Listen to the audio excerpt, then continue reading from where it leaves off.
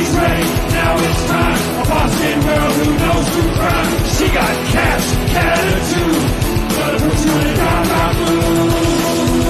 She knows Sunday, she knows summer. Now she's ready, now it's time. A Boston girl who knows true crime. She got cash, attitude, gonna put you in a dark mood. She knows Sunday, she knows summer.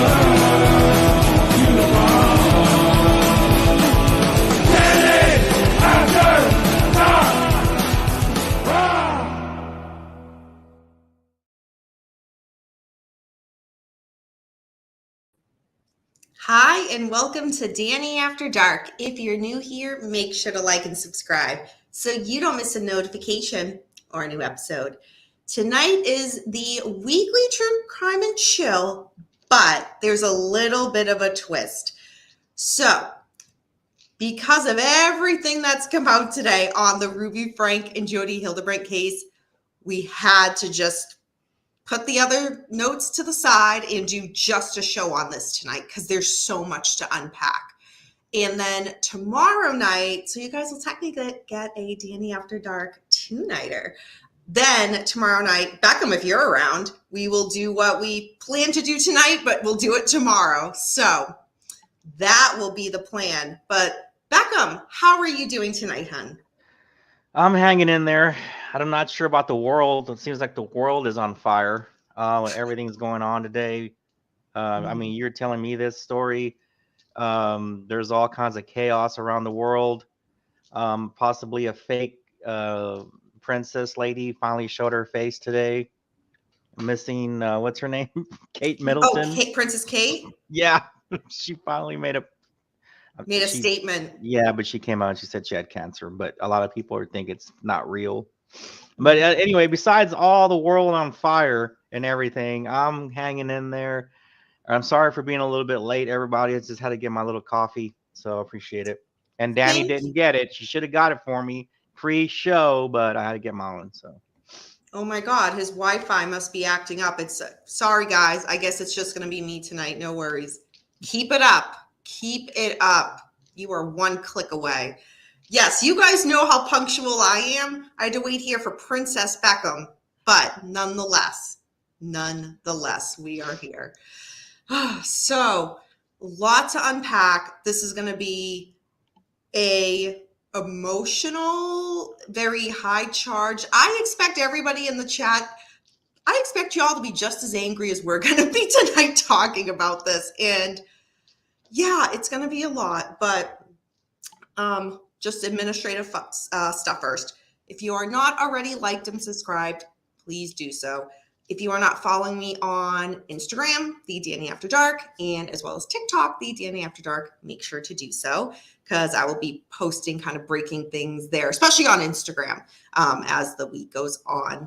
And what else? So I did like a brief little casual chit chat with you guys earlier this week because I didn't do a proper show. I didn't leave it up because I wasn't planning on it. Oh my God, you guys, the response I got from that, I swear y'all liked that way more than the true crime stuff I do. Beckham, you weren't there because you're not subscribed to this channel, but it was just a chit chat about kind of the volunteer work that I do in regards to feline rescue. And oh my gosh, the stories from you guys, all the chatter that we had back and forth was amazing. The messages I got from y'all after were so good. So what I want to do, and I'll plan that out for a few weeks out, is kind of do a more proper video on that where it's a bit more structured. And I know it was kind of all over the place because I wasn't planning on, it wasn't pre-planned too much, but I want to do something a little more structured with you guys. And that will have a very special location where I'll be doing that. So stay tuned, you guys. You started a new channel? No, just consider it an episode like Get to Know Danny More. Y'all know I have a bunch of cats. The door is open, so they may be coming in tonight. They may not be. Who knows?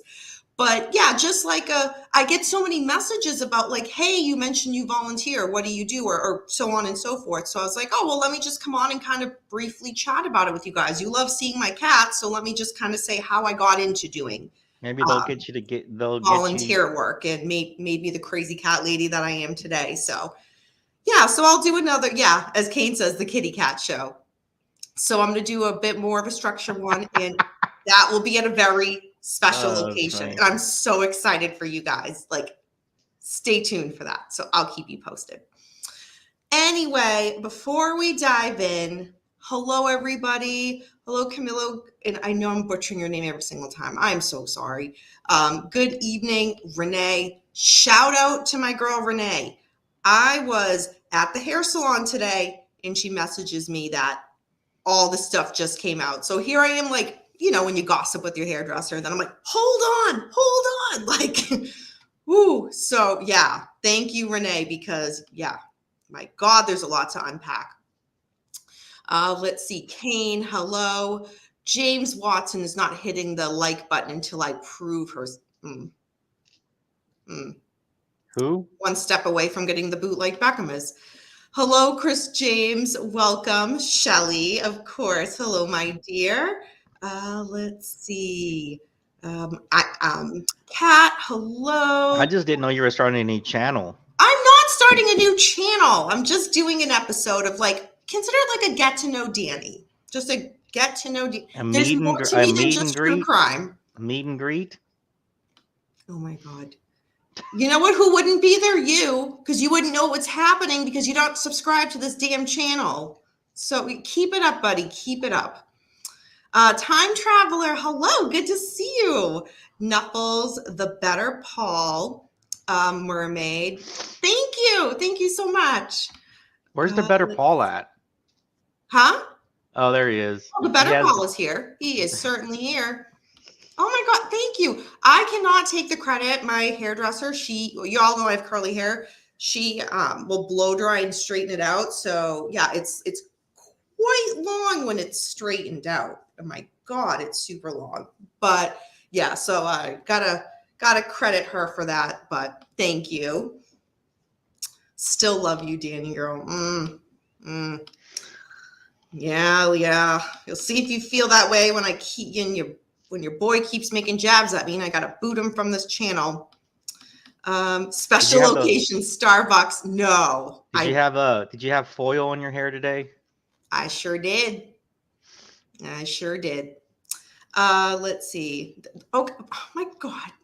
Beckham, you were starting new channel. There's no new channel. Consider it like a get to know James, Danny. you know it's going to be a new channel. Is Beckham going to be on your new channel? No. If I created one, no. You should call it Sit Down with Danny. Sit Down with Danny. God. Oh. No, I'd make it some like cat pun just because, like, I don't know. You said it's about getting to know you. Yeah, in regards to like the animal feline rescue work that I do. Yeah, sit down with Danny. Sit down with Danny. Yeah. I think you do need a Facebook. I've been toying with that idea. I don't know. I should. I know I should. I'm just, I know, Renee. I know. All right. I vote for another new channel that Beckham won't subscribe to. The girl throwing you under the bus. Yes. She just touched Shelly. up highlights. No, we didn't go any blonder. It's just touching up. So yeah. All right. I'm like, it's like I'm purposely just dragging this out. Oh, I have a new name for it. How about Daybreak with Danny, or Day Talk with Danny? You know, so instead of the After Dark stuff, it's the day thing. Mm-hmm. Day Talk with Danny. And then you just have a light colored. It's all light, like yellows and pinks and brightness.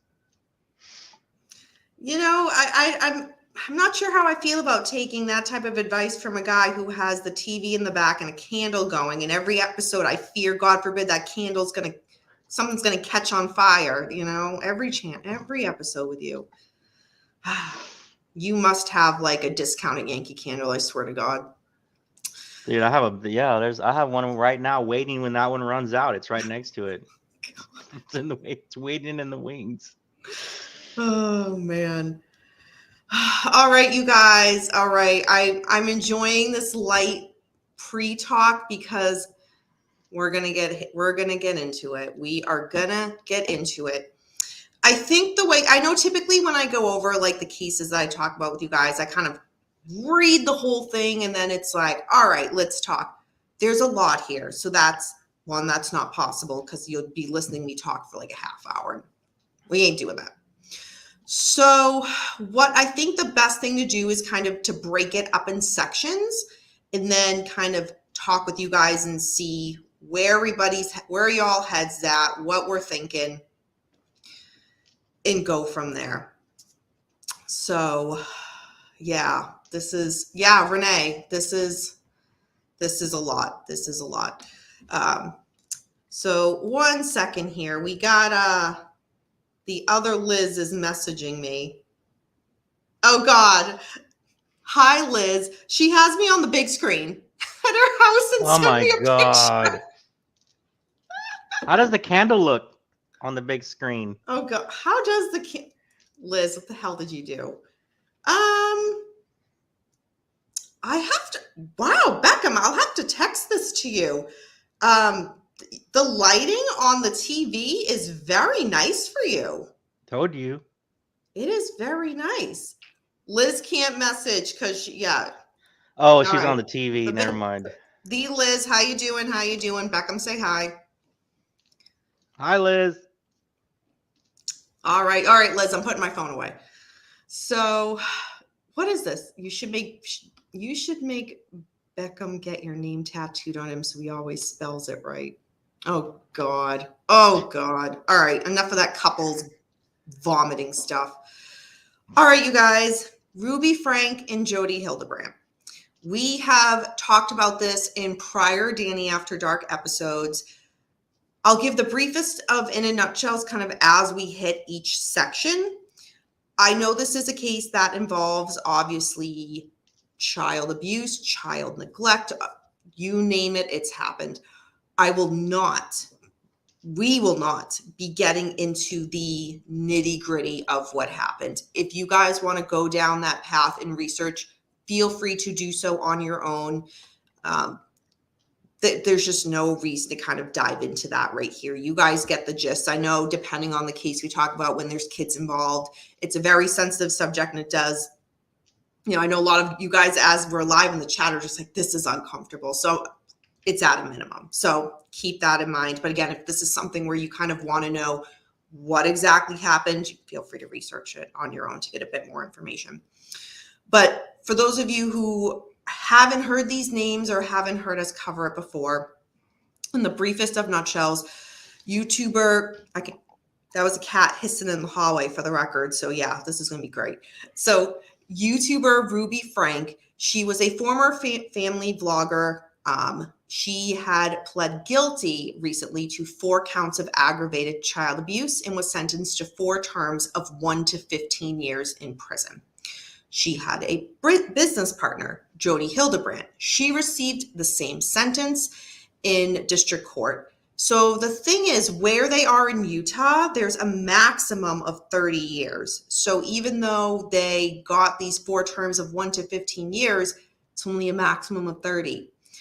They could be out earlier, which is just horrific. So her YouTube channel, Ruby Franks, it's no longer up there.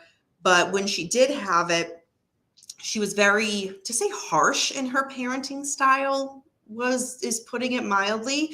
It's one of those things where, yes, in hindsight, it's one of those, oh my God. But I mean, had this been live now, I would have an issue with it. But there'd be times where she would openly say, you know what, my kid's not getting dinner tonight. Or, yeah, they didn't bring their lunch. The school called. I'm not dropping one off. And it's like, you're talking about a 6-year-old child here. It's just, there was a lot of harsh things going on that were broadcasted to the world. So, but that's, we've talked about that. That's another time. So why are we talking about this today? So today, the shit hit the fan. Evidence was released today in the case of Ruby Frank and Jodi Hildebrandt. There were records released, written reports, audio recordings, video files, images that documented the severe nature of the abuse that the children endured. So before we get into what that is, I can see you guys are already in the chat, kind of going on here. Nuffles says, what is this? My name is Danielle also. Oh, and everybody at work calls me Danny. Work rang up one day and asked for Danny. My husband said no. So that's funny. I didn't know that was your name. That's awesome. Oh, I love you more. Love you more. Renee. I know, Renee, I'm counting on you to just have a lot to say. She was such a bitch when they picked her. Oh, Renee. We're getting there. We're getting there. Dude, Hi, Tony. Good to see you. Renee's going to be really. She's really invested in this case. I was messaging a bit with Renee earlier. Yeah, there's Again, she's the one that messaged me when she was just like, everything just got released. I'm like, oh my God. Okay. So I will not be showing any of the footage. Beckham, did you get a chance to watch any of it? No, I'm sorry. No, that's fine. That's fine. You had a full work day. I only had a few hours that I went and got my hair done. So, it is what it is.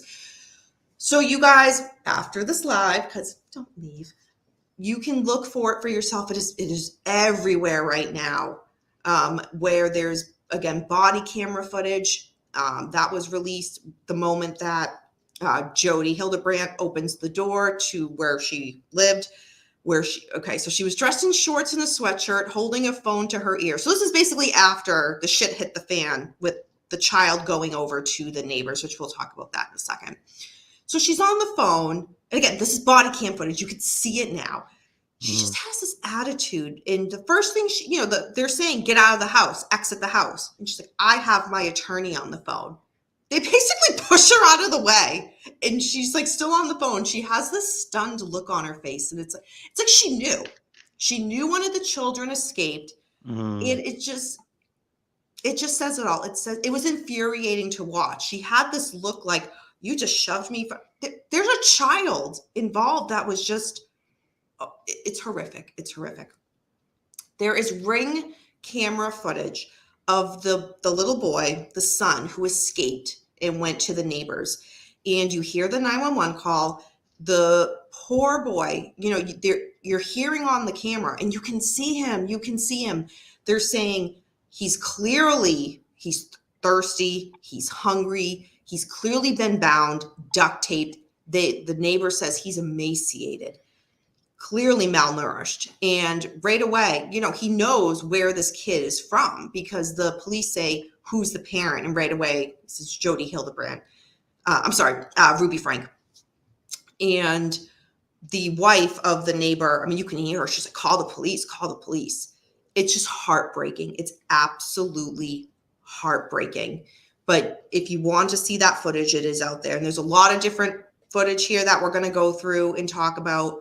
But that's kind of the basis for that. Also, once the police get inside of the home where Ruby and Jodi were living, there's also another child, a young girl that was I describe it as like a bathroom closet, but it's a bit bigger of a space, but still tiny. And you see the footage of that from the cop's camera. She wouldn't come out. She wouldn't come out for hours. They offered her pizza. She ate the whole thing, but she wouldn't come out for hours because she was terrified to leave that area. Jodi and Ruby, as we've talked about before, not just physical abuse, extreme mental abuse of what they put these children through. In fact, the little boy that I just described who ran to the neighbors, he wanted to go to the police, not because he wanted to turn his parents or, his mom and Jodi. He thought he broke the law.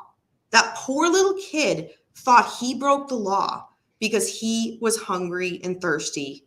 And it blows my mind, the mental abuse that these kids went through. So we're just going to go a little more and then we're going to pause. But we also see ring cam footage of Ruby coming home a few hours later. She's arrested.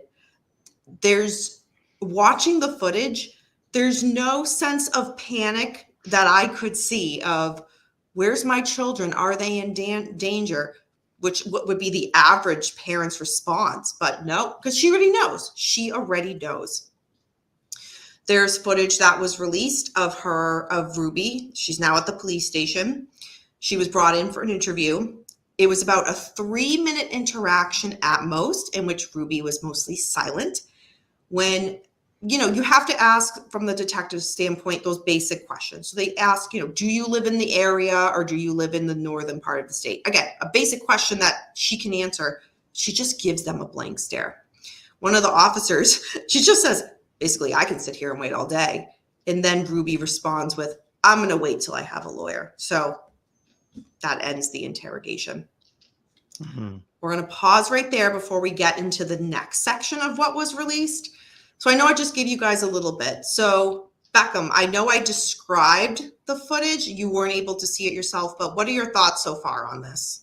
Well, first of all, is it just 2 children or is it a group of children combined? There was 6 children, but the youngest 2 were the ones that got the most abuse, and this is the case that's surrounding them, is the abuse of the 2 youngest children. Now, did the other older children experience the same kind of abuse when they were their age, or do we know that? I have to go back in. Well, I mean, it's horrible. Yeah. I thought. Okay, so I originally thought on this case is you guys have been following it a lot closer than I have, but when we talked about it, I thought the vlogger got the mom to do certain things, right? Okay, that's what I was thinking. Yeah. But then Renee's talking about it's a cult. Mm-hmm. So now it's okay. So now now you're talking about a group of people that share philosophy and share direction of their lives, of how their lives are going to go, and that kind of consumes their home life, right? So. It was Mormon Church of Latter-day Saints. Right. So does it happen more within the group of this cult? Are there other, that's where I start to go, the more of the involvement rather than because I thought it was just a separate incident from, like, you had maybe, and I don't know why I was thinking this. I thought the vlogger was like a psychiatrist, or she was some sort of counselor person, and she kind of Hildebrandt, it was. Okay. So she's the one. Okay. And then she brought in the mom, and then the mom kind of adjusted her way of discipline, right, based on learning her ways or whatever. Yeah, we're going to get into that. Yeah. So that's where I was thinking, but now Renee's saying it's a cult. So now it's completely different. For me, it's a completely different thing, because now you're having a much bigger group of people that share in philosophy and direction, and have overseers, basically, of how for them to live their lives. So not only is it affecting other children, it affect completely other groups or families of other children of other families within that unit, or that unity of the cult. So that's where I start to think. Yeah. So Renee answered the question. Thank you, Renee. She farmed the older ones out for labor at people's houses. So it's kind of it's kind of a philosophy of a group of people. Yeah. Right. Okay. That's what I was getting at. William Eddy, hello. Renee's saying Jodi lied her ass off and said she didn't know the code to that safe room too. They go in and find the handcuffs and ropes. Yeah, come on. Yeah. One example, she made her teenage son sleep on a beanbag for 6 months. That was even if they were allowed to sleep in the house. A lot of times they were forced to sleep outside in the elements. I mean, the mainstream Mormon church does not preach that, but those offshoots take it too far. Yep. Jodi was recommended by the church. Yes, we're going to high control religion. We're going to get into that as well. So yeah, again, all right, let's just tackle Ruby Frank's journal. So some of the stuff that Renee's saying, it does get discussed in this. When I first did the notes for this, I was going to put some examples, like some of the, I guess, more easy to digest examples, if you will, in regards to some of the child abuse that was happening. But ultimately I was like, we don't need to rehash this. It's just horrific as is. Again, it's out there. You guys can easily find it if that's something you want to to see, but again, we're not going to get into that nitty gritty. So, but among the documents that were released today were 60 pages of Ruby Franke's journal from May 2023 to August 2023. This timeline is when Ruby brought the youngest two children to live with Jodi. Again, these are the youngest two children that ultimately this whole case is around.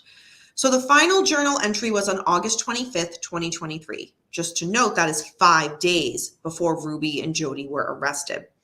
Over the course of about this 3-month period during the documentation in the journal, Ruby was writing about the quote training end quote program that was implemented with the intent to remove the quote evil end quote from her 9-year-old daughter and 12-year-old son, whom Ruby describes as the spawns of Satan.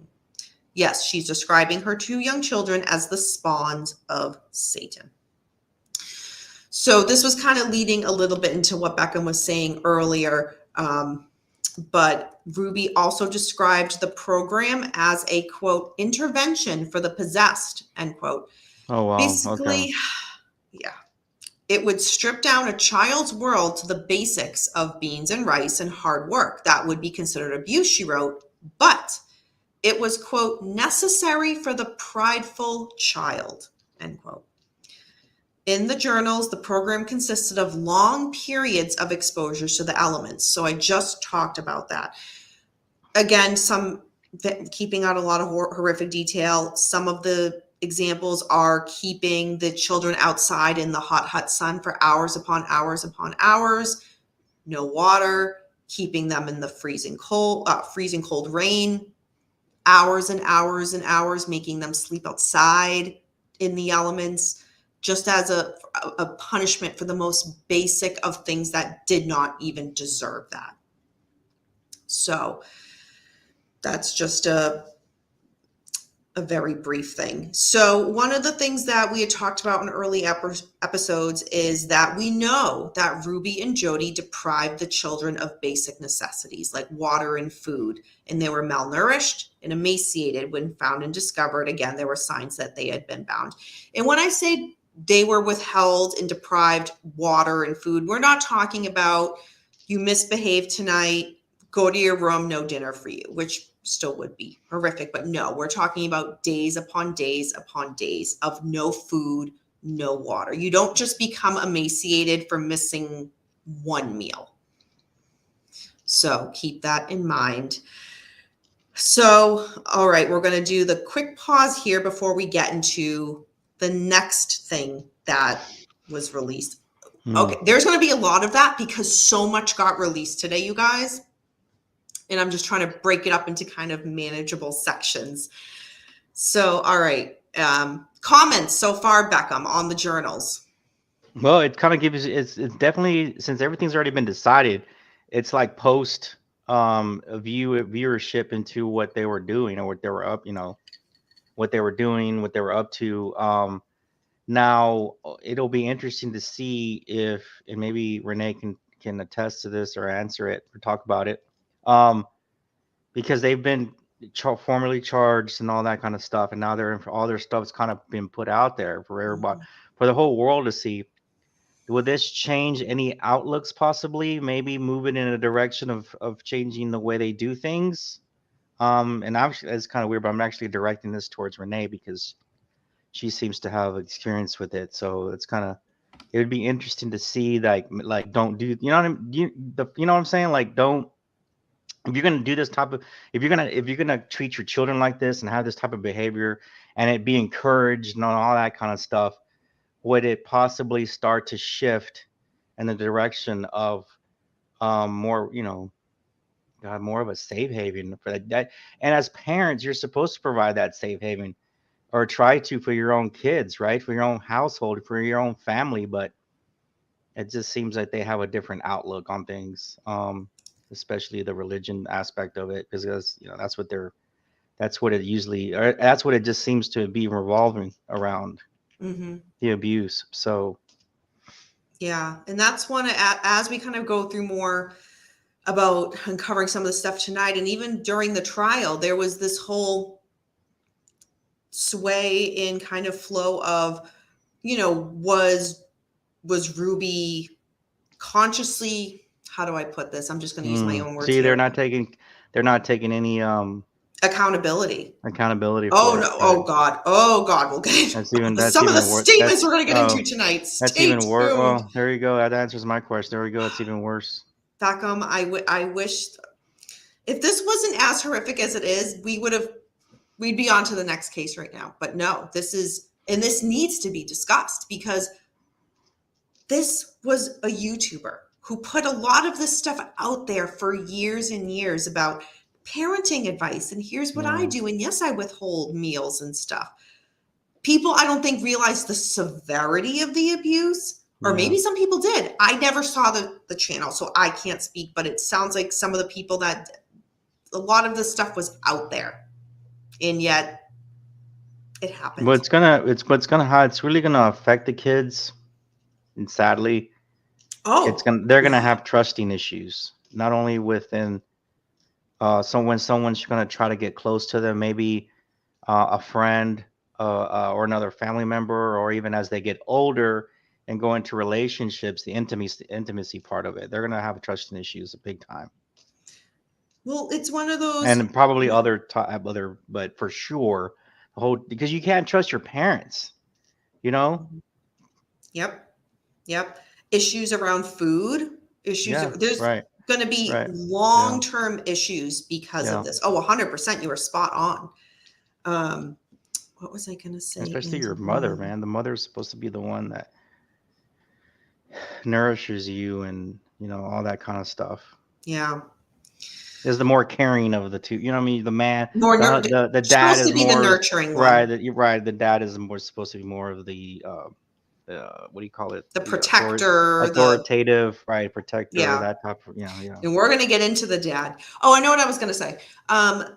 So with Ruby, I know one of the things with trial and as everything came out, it's one of those, did Ruby was she knowing what she was doing was wrong? This was, she knew, or was she under Jodi's influence? That was a big thing. And I feel like there's still some people that, my own opinion is Ruby knew what the hell she was doing to her kids. And I think she needs to take full accountability instead of this, oh, well, Jodi manipulated my mind. And no, that's just my 2 cents. But there are some people that really think that Jodi had this influence on Ruby. And so Ruby just did it. But we'll get into that. All right. What are y'all saying?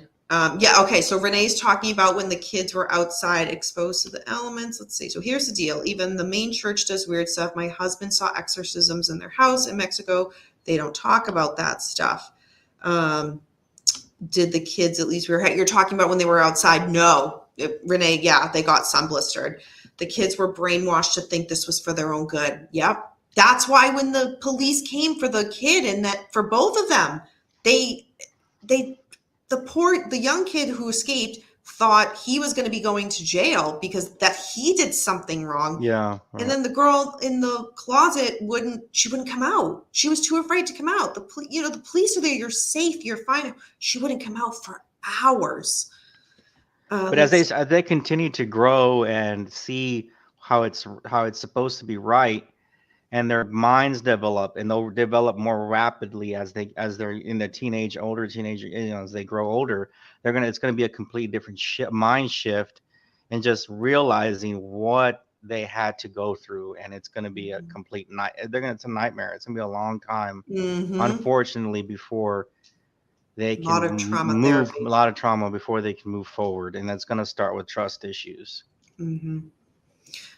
Kat says, sound like neighbors we had as young kids in the late 60s, 2 of the 4 kids abused. James Watson, speaking of the spawn and Satan, where's Paulcast? I told him not to come in the chat.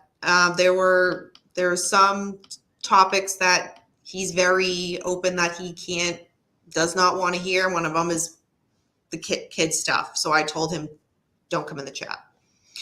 So, but let's be real. Was he going to come in the chat anyway? He would come over and take it over and be like, hi, everybody, I'm here, the Paulcast. So no, it's fine. It's fine. Nuffle says they should chain her up on our side with no food or what. Nope. No kidding. No, they'll get treated better in prison than their kids did, like out on the ins. Yeah. They pretend this has nothing to do with them. Ruby lost her way. Stay tuned for tomorrow night, James Watson. I assure you that is one that is on. Yeah, we'll be getting into that. Yep. And Kevin thinks he's getting them back. Oh, we're going to talk, Renee, we are getting into Kevin tonight. Kevin being the husband, the father of the children. They had turned into CPS. They did nothing. She shaved those other girls' heads when she did wrong. My friend was one of the kids. Long story. Oh my God, Kat. I'm sorry to hear that. All right. Powering through. So what was also released today? Jail recordings. So think of what I just mentioned to you guys, right? And back on what we were just talking about in regards to what do you guys think? And you might still be on verdicts out about Ruby's role in this, whether she, she knew what she was doing, or she was under Jodi's influence. We'll see. So the jailhouse recordings that were released today. So I'm going to go over a few of them. When they first got arrested, Ruby and Jodi jailhouse calls are recorded. Let me repeat myself. Jailhouse calls are recorded. Beckham, when are people going to learn that jailhouse calls are recorded? I don't know. Maybe they don't. Maybe they just don't think they are. Maybe just don't have. They just don't have the experience, Danny, that they've been there before. We're in 2024. Yeah, there but are cameras everywhere. You walk outside down the street, someone has a Ring camera in your neighborhood. You're always on film. It's just something that doesn't trigger. Or maybe they think everybody else's calls are being monitored, yeah, but mine won't be. Or that, yeah. Yeah. Goes in the same bucket as don't record your crimes. No kidding. My God. You know what? People stay stupid. Stay stupid so the police can put you in jail sooner. I knew it, Beckham. I knew I was going to get worked up. Danny After Dark, worked up, only on patreon.com. All right, just kidding. So here we go, folks. Ruby and Jodi, they were justifying the abuse of Ruby's two youngest children.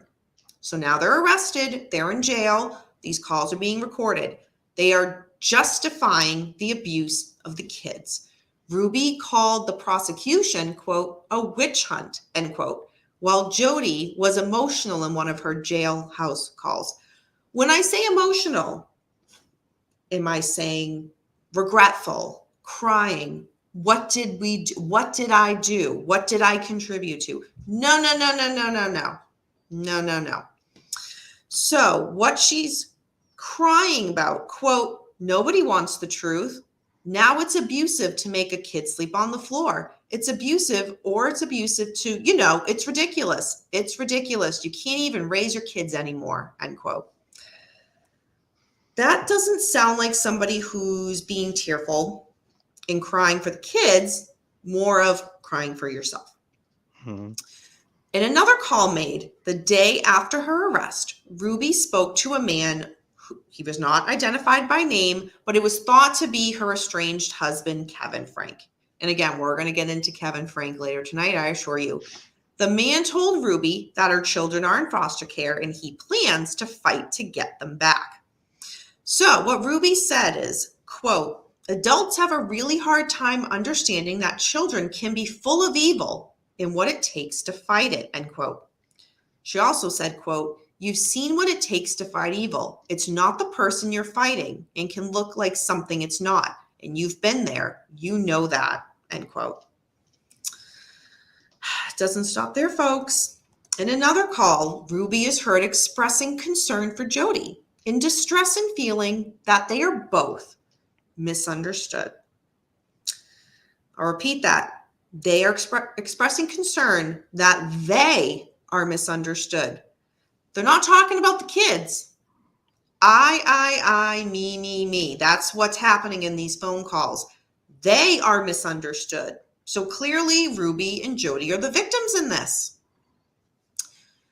Here we go. Quote, That is the most horrible feeling. Like my own family misunderstands me. They misinterpret me, end quote.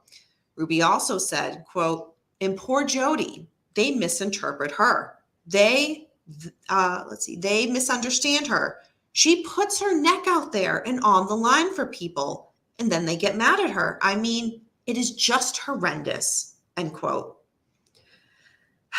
All right, we're getting there, folks. During a recorded call, Jodi said, quote, I shouldn't be here. I haven't done anything wrong. When I get out of here, I have a story to tell, and I'm going to try to do everything I can to protect the children, because that's what's happening, is the kids are being absolutely horribly abused. Wow. Yeah. I was waiting for, I'm like, something I'm going to say. Beckham's just going to be like, all right, I need to say something. What comes to mind? What made you speak up on that one? Just that she's she's backtracking now, making it, making it about her innocence. Yep.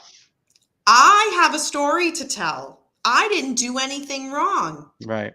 How many of her sentences are I? That's yeah. So, all right, you guys. However, come early December, so again, 2023, the audio recordings of the jail phone calls revealed Jodi and Ruby were drifting. Ruby, in fact, started to turn on Jodi. What she said was, quote, I think just being gone and not hearing her has cleared up a lot for me, end quote. During another phone call, Ruby talks about how Jodi pled guilty. Quote, the only reason she pled is because she didn't want to do life. She knew I would testify, end quote. All right, folks. It's the old, the old separate them and they turn on each other's story. Mm-hmm. Or, yeah, it's one of those, I don't know, man. I don't think, in regards to Ruby and Jodi, kind of, yeah, we knew that was going to happen. They were going to turn eventually. But all this leading up, to me, that's what speaks volumes. That is the most vulnerable time. God forbid, when someone's taken away from their kids, that should be like the hardest thing they have to go through. But you don't hear I need to get out of here. I need to be with my kids. Right. None of that. None of that. It's doubling down. I did nothing wrong. I, me. I'm being misunderstood. My family's misunderstanding me. Poor Jodi. They're misinterpreting her good actions. She sticks her neck out for people. She's misunderstood. Jodi saying, I shouldn't be here. I didn't do anything wrong. It's just that those phone calls speak volumes. And they were also in new territory. They got caught. They had kids before. They had already done this before. And they felt that it was just their way of life in their own mind. They got caught. They're not used to being in these situations. Mm-hmm. Yep. Which I know we've seen the footage, and if you haven't, you can look it up, where they, Jodi and Ruby are in court and they're crying, especially Ruby, this, I'm a good mother, and crying. I was wrong. I didn't mean to hurt my kids, blah, blah, blah. Okay. Take the footage of crocodile tears and then compare it to these statements from when she first got arrested. Speaks volumes. This wasn't her first time. This wasn't her first. It was a way of life. Oh, yeah. Well said. Absolutely. Yeah. This was not. They're not going to just change on a dime, dude. Right. And kids don't get emaciated overnight. It just doesn't happen. There is, sorry to bounce back. In addition to the footage, the Ring camera footage of the boy who escaped and went to the neighbors, there's also camera footage from the police officer and first responders of the kid. His face is blurred, but he's in the ambulance and he's obviously going to be on his way to the hospital to be treated, hooked up to stuff. He's painfully thin. You can, I mean, I can't recall offhand if you can see, because I kind of just, it's hard to look at. It's hard to look at. But you can see, you can tell where he's been bound. I can't remember if that, like the tape and stuff was still on him or not, or if it was ripped off, but you could tell where it was. I can't remember offhand, so don't quote me, but you can tell this kid has gone through the ringer and is really malnourished. So again, that doesn't happen overnight. Every day you do that is a choice. So, all right, Renee is saying goes in the same bucket as don't. Oh, we already did that. Kevin said Jodi was an. Oh God, Renee. Yeah, we're gonna get to Kevin. Sorry, I know you said it's a choice, but is it really a choice when it's embedded in their character and it's embedded in their way of life? It's embedded in what they believe in. That's an argument, and for a defense. I mean, I know you always have a choice, but you know. I get what you're saying, and yeah, you're a good defense team right there. You know, but Bugliosi would go up against you any day. I'm just kidding. So, no, I was reading a book and he was referenced in it earlier today, and I was like, oh God, so now he's in my head. Oh no. I know. I'll tell you the book later. It's one of those not so great Manson books, but nonetheless, I got it, so I'm reading it. But yeah, I get what you're saying, but y'all know I'm harsh. I'm a bit eye for. Not only am I an eye for an eye, you take my eye, I'm going to take both of yours and cut your limbs off on the way out. Like, I'm pretty harsh, but you guys know that by now. So with that being said, I do view it as each day Ruby withheld food, withheld water, made them do physical things that were beyond what a child should do. Said, go outside and sleep out there in the elements. Go stand in the rain for 3 hours. Go stand in the blistering sun for 5 hours. To me, each little action was a choice that she made to put her children through that. That's just my thought, though. This is on 2020 right now, but I'll watch it later. Oh, I'm sure. The social media right now, when I was messaging Beckham earlier, I'm like, the internet exploded with this. Kane, let me know how the 2020 special is. Let me know. I'll be doing a live tomorrow, so let me know tomorrow what you thought. Let's see. The man said that when they cut his shirt off, his skin came off and it smelled like dead. Oh my God. His sisters didn't do that. All right, so one of the big things that what I noticed when this case came out was Ruby's husband, Kevin Franke. Where was he in all of this? Beckham, have you heard anything about this, or is this going to be new to you as well? This is going to be new to me. Yep. Oh gosh, as a man, I'm very curious how you will interpret this. Okay. So I know Renee keeps saying Kevin. We're getting to Kevin now. So Kevin Franke, again, the estranged husband of Ruby Franke. So what we saw today, and it's out there, you guys, I encourage you to look this up. It was released police interview footage of Kevin. And this was after his wife Ruby was arrested for child abuse, and he tells his story for the first time. So on the day that their youngest son escaped from Jodi Hildebrandt's home, Kevin arrived at the Santa Clara Ibans Police Department. He told police he was looking for his 2 youngest children. Since they are underage, the kids are only being referred to as R and then E. So one kid is R, one kid as E. And I just want to give a disclaimer here. I know everybody's buzzing about this right now.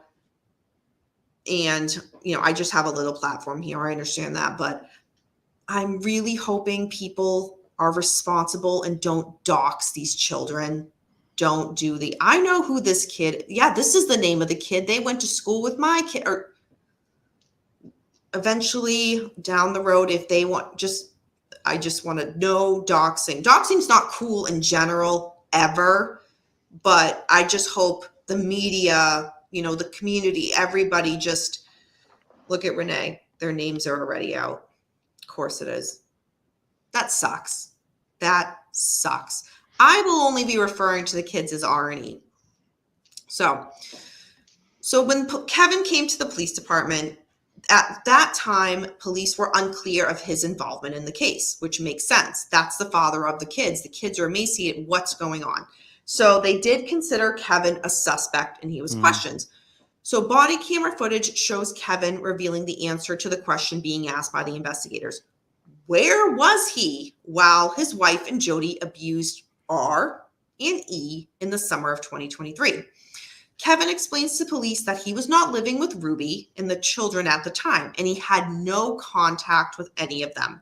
What he says is, quote, I haven't seen them for over a year, end quote. Kevin stated he moved out of the family home in Springfield, Utah, 2 years after he and Ruby started working with a marriage counselor. Who was that marriage counselor? Jodi Hildebrandt. She was a licensed therapist. She specialized in addiction treatment and worked mostly with couples and families from the Church of Jesus Christ of Latter-day Saints. So when the church would constantly refer like new married couples to her, and a lot of the stories that came out was it was horrible. It was horrible to have her as a counselor. It was really, really bad. But that's just a side note. So, all right, Beckham, let me get through this little bit, and I am waiting to hear what you think about this. All right. At some point during the counseling, Ruby focused on Kevin's pornography usage. Kevin does say that was partially why he and Ruby separated. Quote, the reasons are because of ways that I treated my wife and some of my own addictions that I was working through and seeking help with pornography, end quote. Kevin says that Jodi's advice was to separate from Ruby and his children. This ultimately damaged his family. Other women and families who Jodi counseled, they came forward to say she would focus on pornography as well. For example, it was one of those, oh, your husband looked at porn, he needs to sleep on the couch. Oh, he masturbated, he needs to move out of the house, he needs to go. The Franke marriage really deteriorated when, did I say that right? Sure didn't. Deteriorated when Jodi moved into their home after she had a crisis in her own home. Kevin was initially hesitant, but Ruby persuaded him to help Jodi out. Jodi then integrated herself into family moments that really weren't acceptable to me. So, for example, Ruby and Kevin would be on an anniversary dinner, and Jodi would just be there with them. Kevin moved out of the family home in July of that year, but he continued to see Jodi for counseling, which fascinating. Kevin appeared to police to be visibly upset throughout the interview, as investigators described R and E's conditions, as well as the evidence of abuse that was discovered. Although he's upset, what does Kevin tell police? Quote, I love my wife, end quote. And he said, after all that he learned about the conditions of his children, he doesn't want to say anything that would incriminate his wife. There's going to be another interview 2 weeks later. But before we get into that, Beckham, go. It's almost like, who put her in this position of power? Was it the church? The administrators? Sounds like it. Okay, because she just seems to have really just kind of like minimized the father role in the and I'm telling you, if a family happens to have both parents in it, it's a better it's usually better structured. Of course, if there's no conflict there, right? Mm-hmm. If there's no abuse from like one of the parents, since alcoholism, things like drug use, things like that, right? Yeah. It just seems like maybe the marriage might just might just needed a spark. I mean, they did have kids, and maybe what couples go to a marriage, long that have been married a while. They just needed something to spark them back up. Maybe it was something that just needed that. Maybe they just needed date night, a regular date night, or things, and she just kind of blew up. It just blew whatever the issue might have been way out there, and just completely took over the relationship. And it's almost like the husband, what's his name? Kevin probably wanted to stop, but it's almost like he probably they're following the philosophy of the church, or the cult, whatever you want to call it, the organization. Yeah. And it, like, within the boundaries of that, and it just seems that Jodi embedded herself in the relationship and took complete control over the relationship. I didn't even know this aspect of the story. This is insane. And then she moved into the home and really took over again, taking the father out of the equation of a family, and that kind of thing. You could go that direction, but it just really mounted the pressure of deficiency within that marriage, and dissolving it, as he stated. So I just don't. He didn't have anything to do with the abuse, did he? No, he was not charged and he was not suspected. Okay. Because Right. he hadn't seen the kids in over a year. That's right. Okay. So yeah, I mean, both of them should really be, they both were charged, held accountable. But now looking at the story, it's really just shifted over to Jodi, and whoever put her and put them into this in under her care. Who ordered that? Why isn't that person or that group being looked at? I read that the church, or the organization, I forget exactly, made a statement that, like, she hasn't been affiliated with us since 2012, or it's like, all right, are you just covering your ass right now? Yeah, you are. We see that all the time. But what do you think about Kevin basically learning all the shit that happened to his kids, man, and then still saying I love her? And I don't want to incriminate my wife. Separated wife, by the way. But he might be feeling guilty, not necessarily guilty of probably feeling like he failed the family. Well, this is your It might be guilt. Well, I know, but I think he might be feeling guilt. Like it's his fault, all of it. I hope so. Well, I'm just saying, because it says it's gonna ruin. It's ruined. Mm-hmm. Now the kids suffered. His marriage suffered, and now the family's broken. Is going to be broken up. Yeah. So he probably just felt like a failure, unless he was involved somehow. But you said he wasn't. So yeah, and police never they do not feel he was involved in that end. So there's going to be another interview, but before we get into that, Renee's saying this is what Jodi does. She does it. She did it to other marriages. She separated the men. LSD used to say that masturbation is a sin. LDS. I thought LSD. Yeah. Sorry. LDS used to say that masturbation is a sin close to murder. Well, wow. I'm just going to leave that one alone. Chris James does not have his priorities straight. He had to take a doctor call. You do that after Danny After Dark? I'm just saying. Just saying. I wouldn't dream of doxing my friend. They had food withheld, among other. Right. It's just, I'm not surprised that their names got released, but it's infuriating. These are kids. Like, are people going to put two and two together? Eventually, yes. But this just got out today, and kids' names already out there. It's like, come on. That doxing really pisses me off. It's just low, like really low. Let's see. Local churches have lay ministers, so they have zero training and counseling. They are happy to farm it out. Gotcha. Kevin saw how she was with the kids. He was part of 13 passengers. You mean 8 passengers?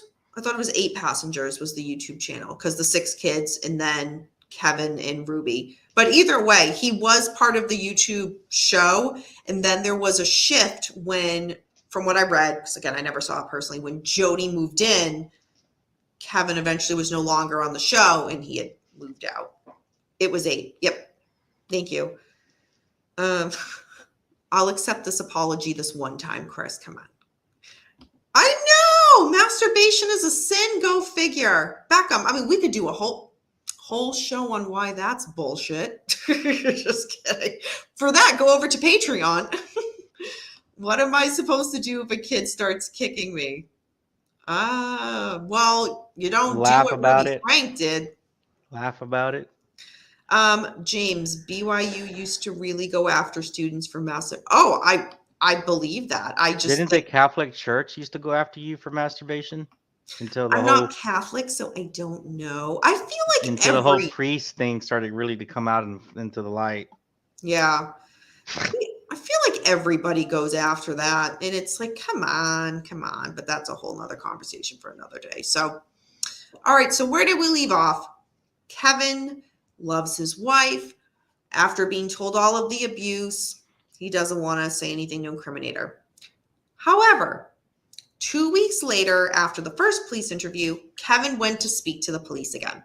This time, Kevin no longer defended his wife, Ruby. He describes in more detail the counseling sessions with Jodi, what they were like after he and Ruby were separated. Quote, every week was just hell, psychological hell, and Jodi was running it, end quote.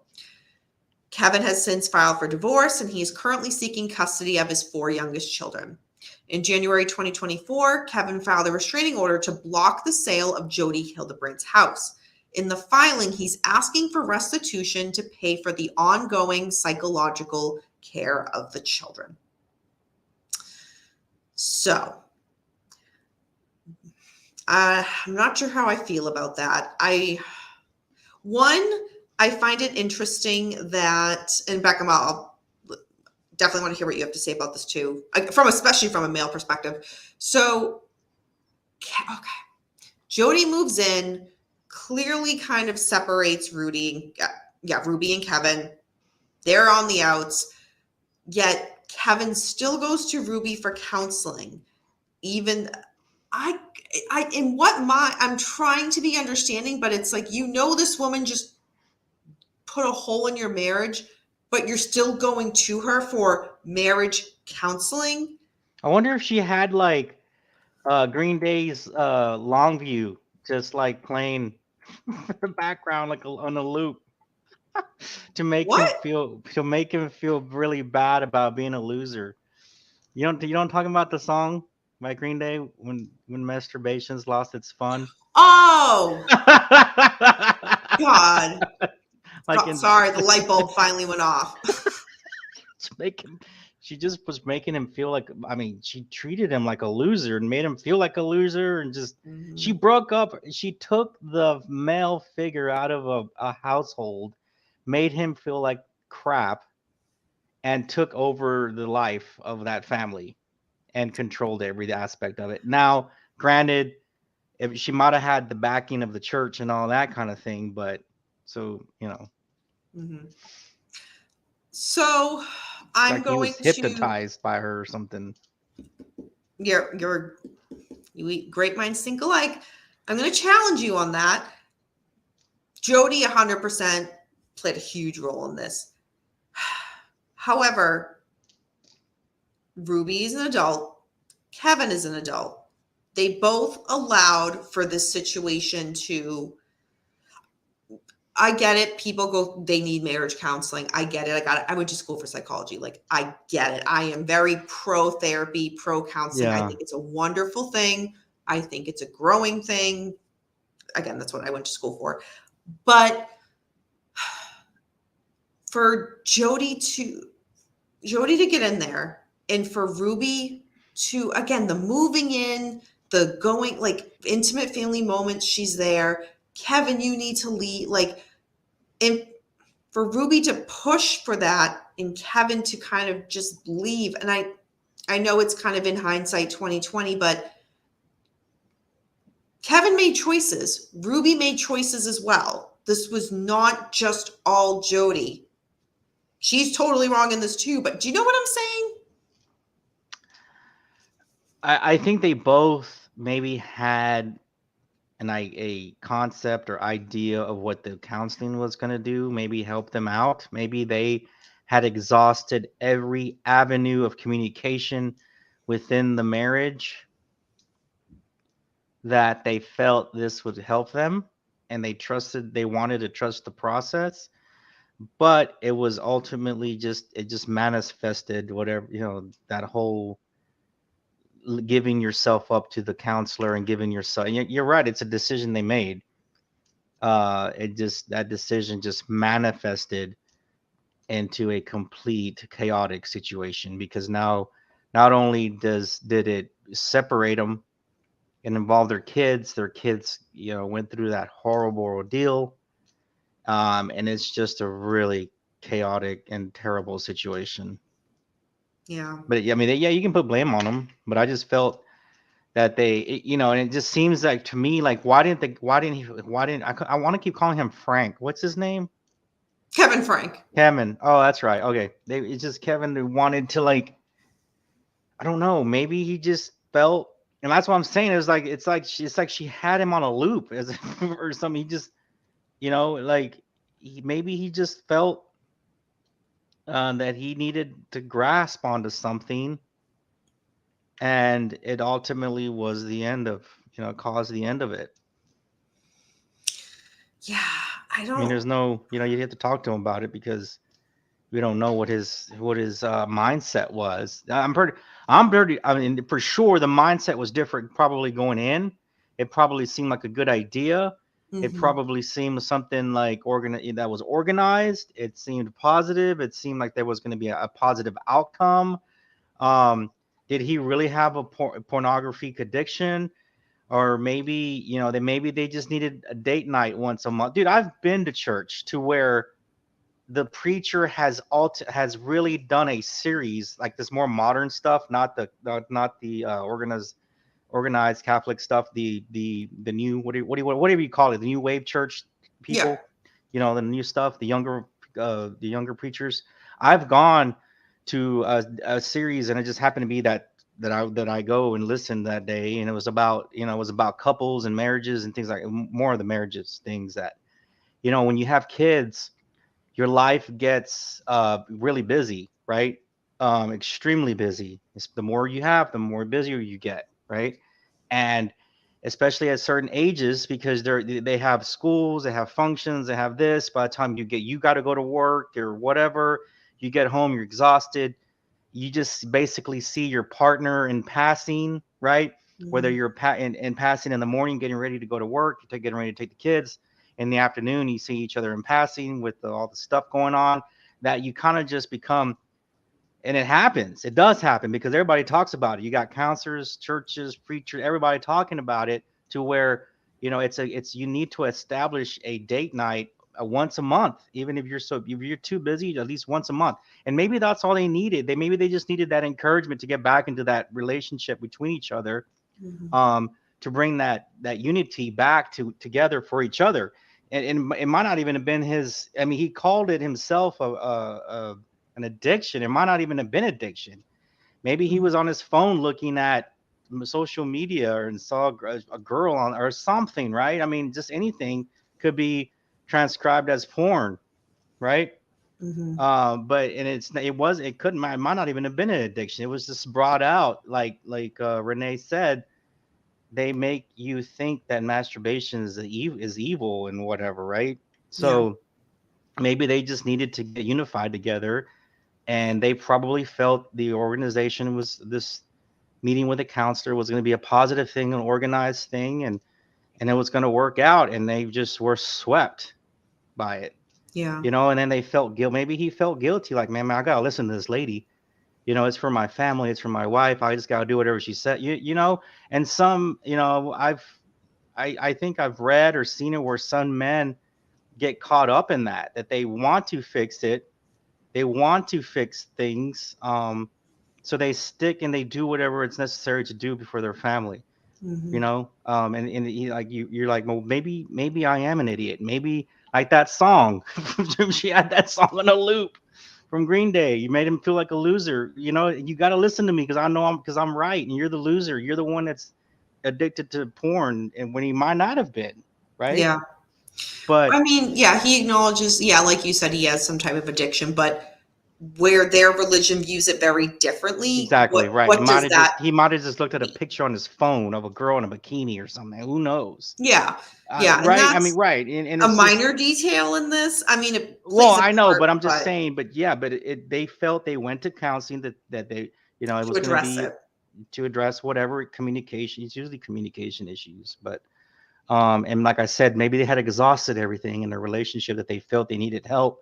And they went to the church, and the church said, you got to listen to this person, and then this person just completely took over. And it's unfortunate because look where we are now with this. Yeah. You got two people in jail. You got kids that are going to be traumatized for a long time, and you got this guy feeling like a failure because he failed his family. And I think he really does feel like a failure. I know. I mean, anybody probably would. Yeah.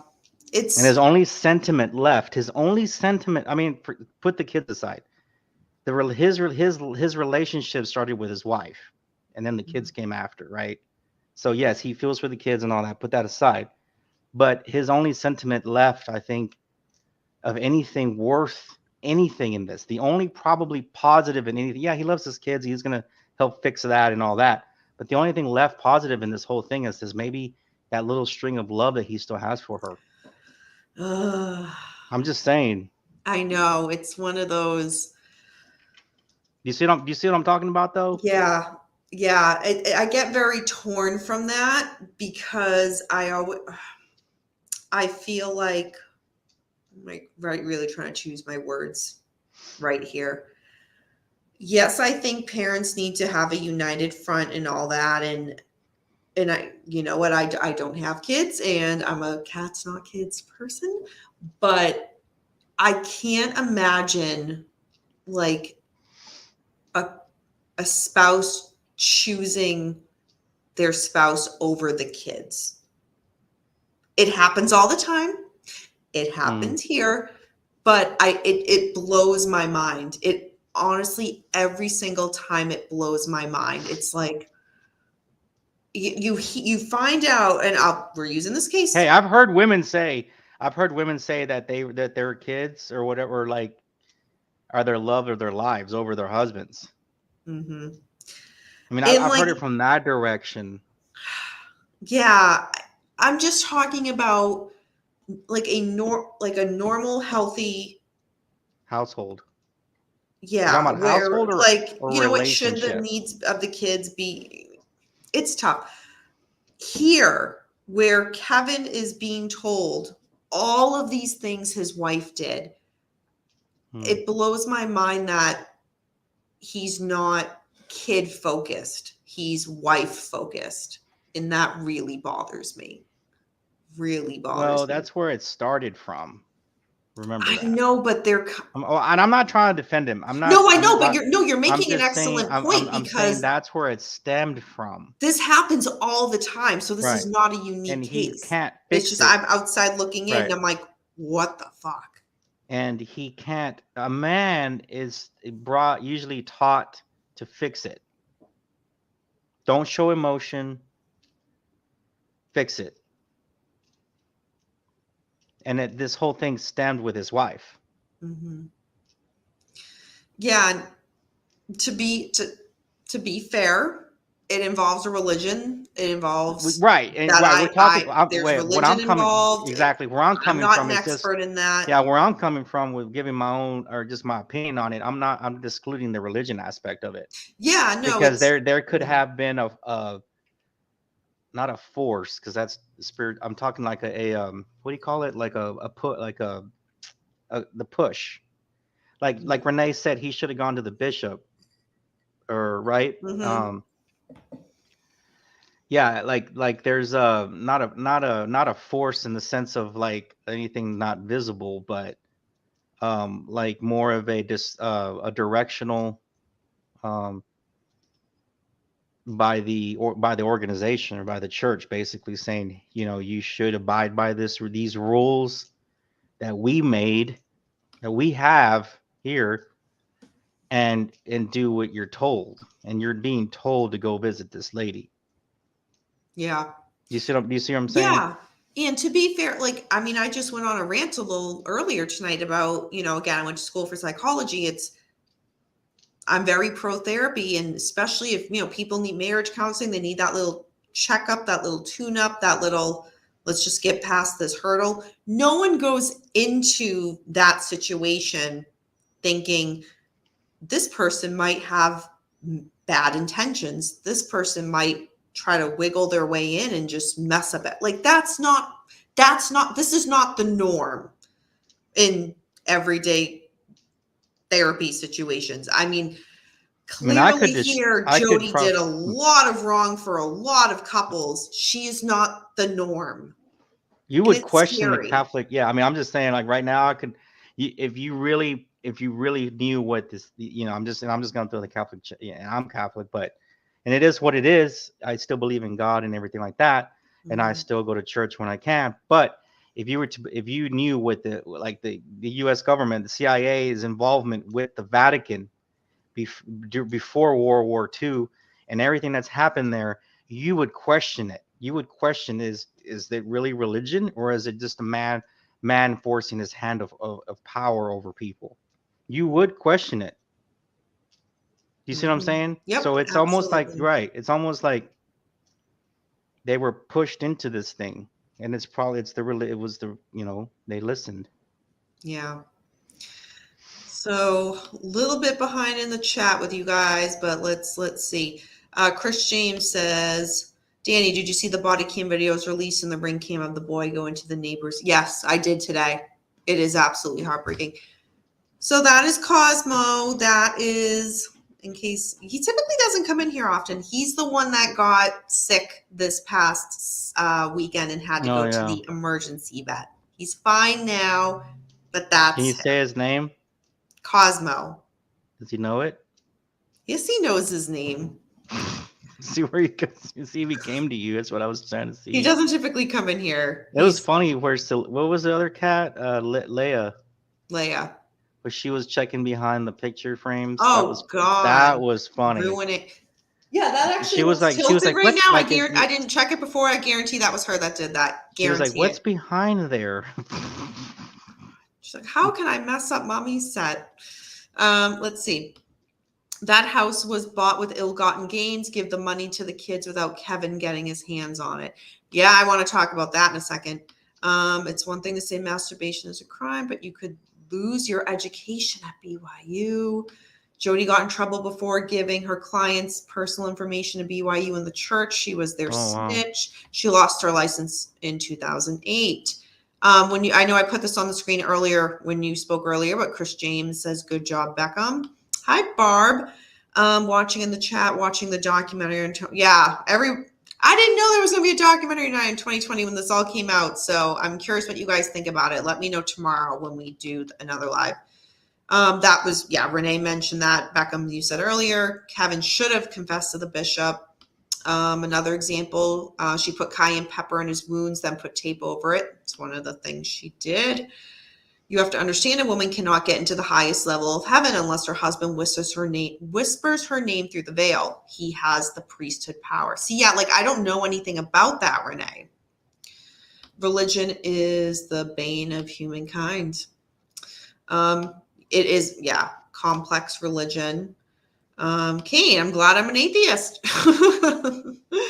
Oh, man. Heathens, or Christ's sakes. LDS used to talk a lot about blood atonement. It is very different from other Abrahamic religions. Interesting. Now, he was named Cosmo at the shelter. That's the only cat name that stayed. All their 5, their names were changed. Well, the youngest 2 didn't even have names, but anyway, that was Cosmo. Can you whisper your mistress name instead? You know what, James? You do you, boo. So, all right. Renee mentioned it earlier. So, interesting. I don't know how Kevin's going to do in regards to blocking the sale of Jodi's house. He's asking for restitution to pay for the ongoing psychological care of the children. I get what he's asking. I don't know if I don't know Utah law. I don't know. Does that seem like it? I don't know. It seems like a long shot. But what do I know? So, all right, Beckham, what do you think Dude, in regard? as you were like seriously, okay, so I'm gonna kind of go off the side here. Go As you ahead. kept going on this case about how she embedded herself in the relationship, she moved in, and then he kept listening to her. Is Yeah. there any chance that there was something going on there with everybody? Who specifically are you talking about? Frank and Jodi? Was there like any love interest there? That's just weird to me. Not that I've read. Okay. Nothing at all.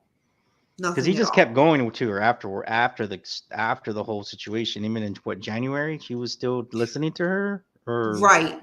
That surprised me. But you know what I think it is, Beckham? I think that the church recommended her. okay, yeah. I mean, that's what So, I mean. Yeah, I mean, I'm there with you. I was just kind of like, you know, did she and it's almost like this lady, Jodi. She just that's her thing, man. Power over people, power and control. over people. Hmm. That is a dangerous, dangerous person. Yep. So Oh, Knuckles was thinking the same and thing. and I've I worked on the case where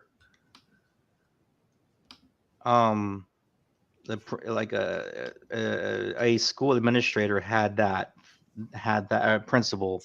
She Hmm. basically did that with the students' parents stuff, Oh, where you're talking about donations and you're talking about time and all of that kind of thing.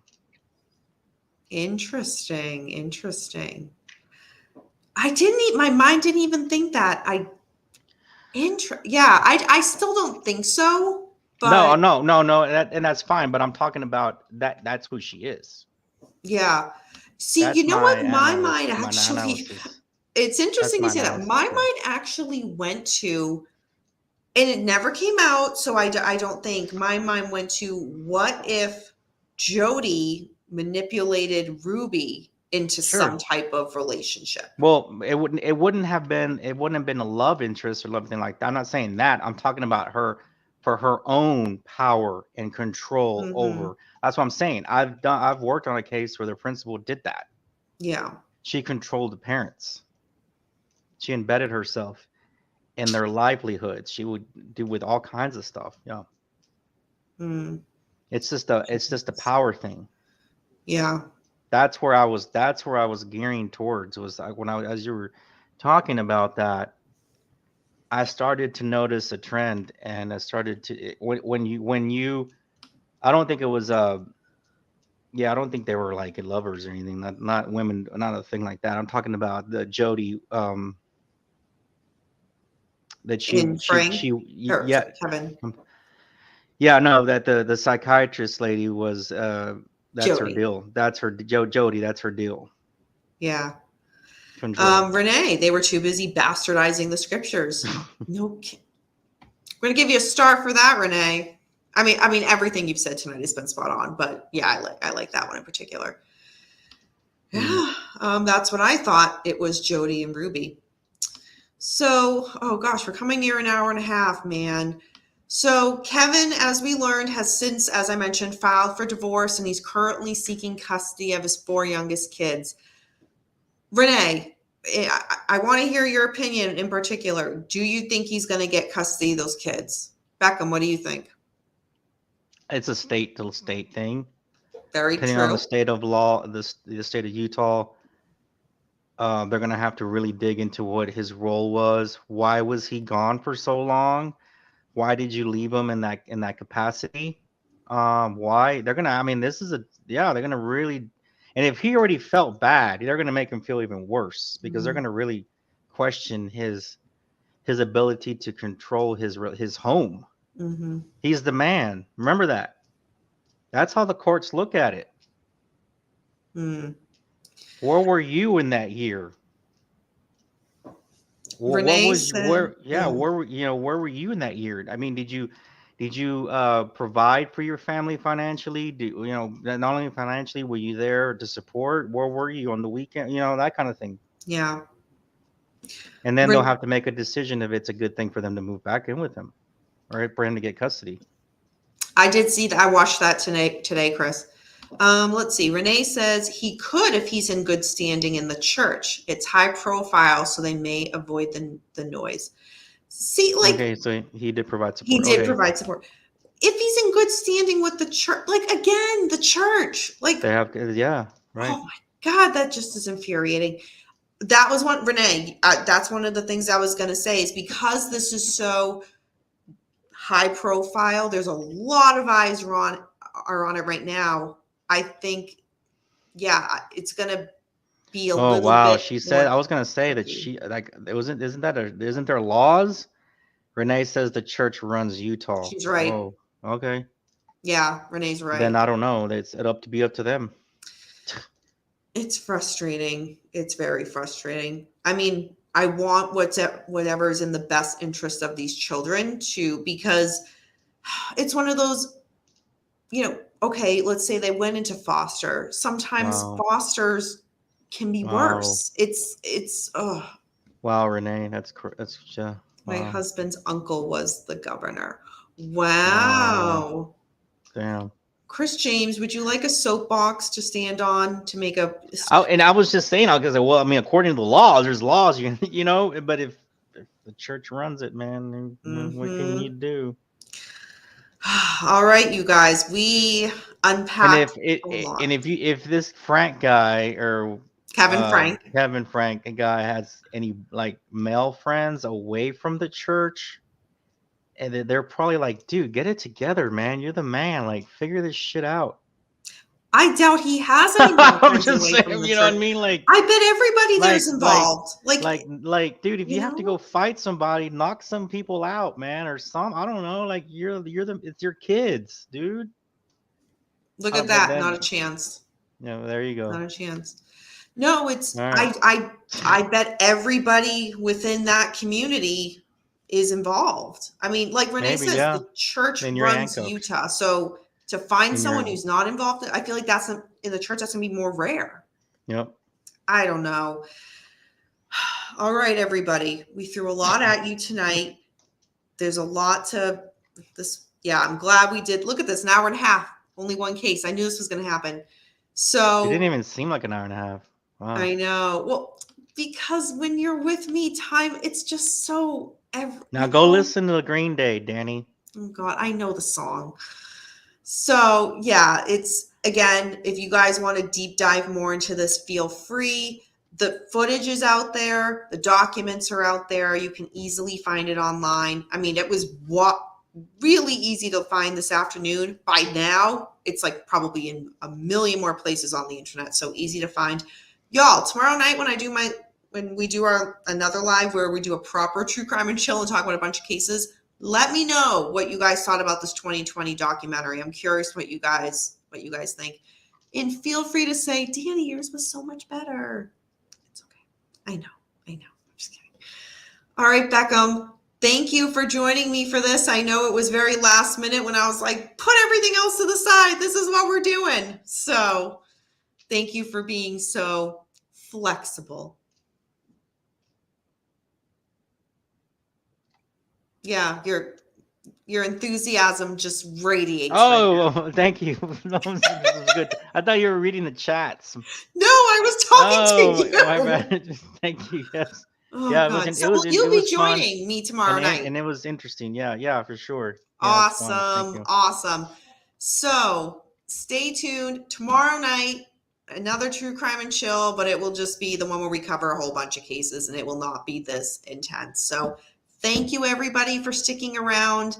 And thank you again to Renee for messaging me when this stuff all hit the internet and for being so active and so informative in the chat so that, because this is out of our expertise. So thank you, Renee.